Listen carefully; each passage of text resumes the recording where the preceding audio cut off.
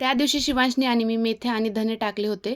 मेथ्या छान उगवल्या होत्या, पण धने काही उगवले नव्हते. मेथी ही थोड्या जागेमध्ये उगवली नव्हती. धने तर एवढेच उगवले होते. त्यामुळे अहोंनी त्यामध्ये ऊस लावला होता.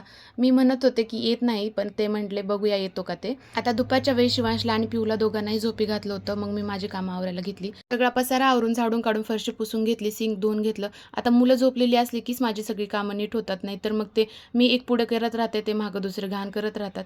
त्यामुळे मग ती झोपल्यानंतरच मी माझी कामं करते. आता गरमी सुरू झाली आहे, मग कूलर पण आतलं काढलं होतं. पण मागच्या वर्षी यामध्ये करंट उतरत होता, त्यामुळं रिपेअर करून आणायचं होतं. पण म्हटलं अगोदर चेक करूया. अचानकच कसं काय ठीक झालं ते समजत फ्रीजवर नव्हतं. एवढा सारा पसारा पडला होता की कुठलीच गोष्ट टायमिंगला सापडत नव्हती. मग म्हटलं अगोदर हे जे कामाचं नाहीये ते फेकून देऊया. मग ते सगळं आवरायला घेतलं. आता कितीही म्हटलं तर इथं बिनाकामाच्या वस्तू ठेवायच्या नाहीत नंतर. तरी हळू ते घाण होतंच आणि जे हातात येईल ते तिथं ठेवलं जातं. त्यामुळं मग एवढा जास्त पसारा होतो. ते सगळं काढून घेतलं. वरचं ते कपडा पण काढून घेतला आणि माझ्या घरामध्ये दुसरं एक तर जास्त सामान नाहीये. ड्रॉवर वगैरे ठेवायला दुसरं. मग हे जे काय असेल सामान ते इथंच असतं आमचं.